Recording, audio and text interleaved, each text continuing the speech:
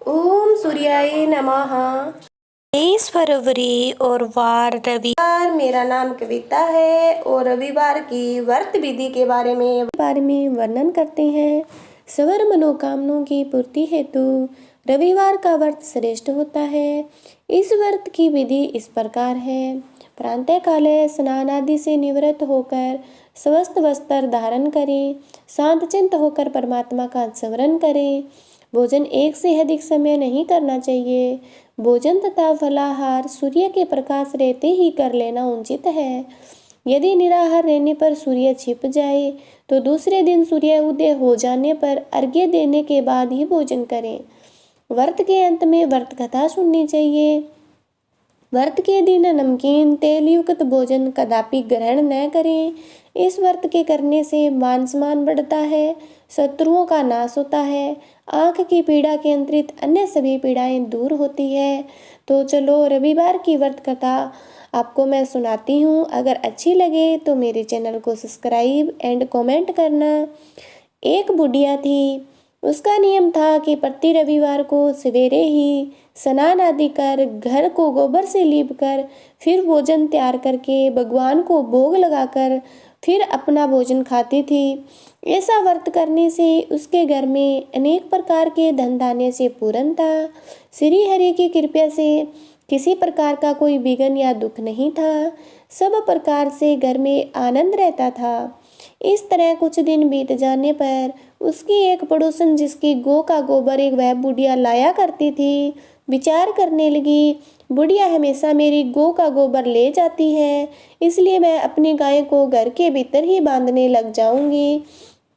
बुढ़िया को गोबर न मिलने से रविवार के दिन वह अपने घर को न लीप सकी, इसलिए उसने न तो भोजन बनाया न भगवान का भोग लगाया। समय ही उसने भोजन नहीं खाया। इस प्रकार उसने निराहार व्रत किया।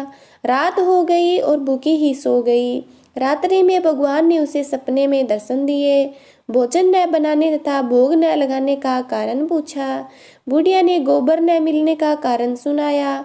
तब भगवान ने कहा, माता, मैं आपको ऐसी गायें देती हूँ जिसकी सभी इच्छाएं पूर्ण होती है, क्योंकि तुम हमेशा रविवार को गाय के गोबर से घर लीप कर भोजन बनाकर मेरा भोग लगाकर खुद भोजन करती हो।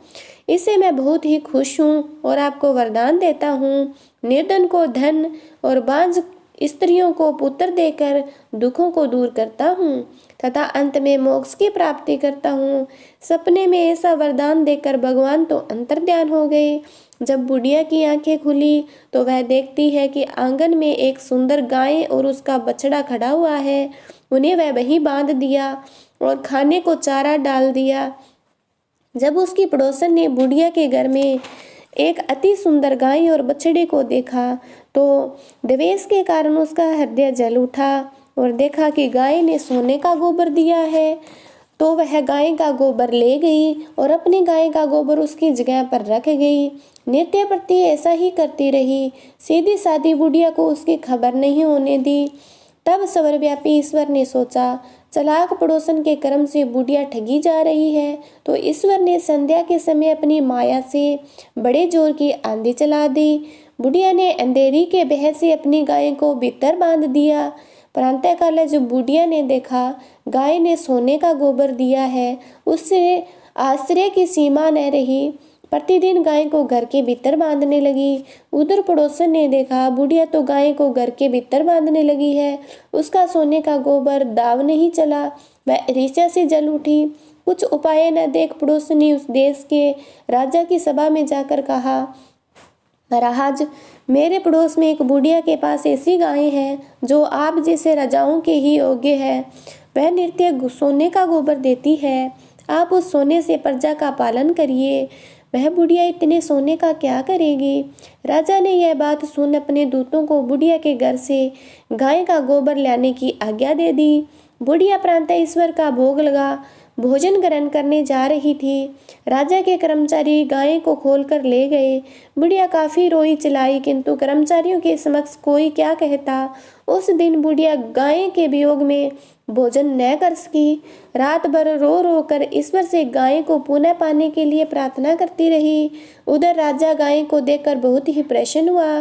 लेकिन सुबह जैसे ही वह उठा सारा महल गोबर से भर गया। राजा यह देखकर घबरा गया। भगवान ने रात्रि में राजा को सपने में कहा कि हे राजा, गाय बुढ़िया को लुटाने में ही तेरा भला है। उसके रविवार के व्रत से प्रसन्न होकर मैंने उसे गायें दी है। प्रातः होते ही राजा ने बुढ़िया को बुलाकर बहुत से धन के सामान सहित गाय को और बछड़े को लुटा दिया। उसकी दुष्ट पड़ोसन को बुलाकर उचित दंड दिया। इतना करने के बाद राजा के महल से गंदगी दूर हो गई। उसी दिन से राजा ने नगरवासियों को आदेश दे दिया कि राज्य की तथा अपनी समस्त मनोकामनाओं की पूर्ति है राज्य की अपनी समस्त मनोकामनाओं की पूर्ति के लिए रविवार का व्रत करो। व्रत करने से नगर के लोग सुखी जीवन व्यतीत करने लगे। कोई भी बीमारी तथा प्रकृति का प्रकोप उस नगर में नहीं होता था। सारी प्रजा सुखी से रहने लगी। इसी प्रकार हे सूर्यदेव, सूर्य नारायण भगवान, आपने बुढ़िया की इच्छा पूरी की, वैसी हमारी भी करना। अगर ये कथा आपको अच्छी लगी है तो मेरे चैनल को सब्सक्राइब करना। Thank you.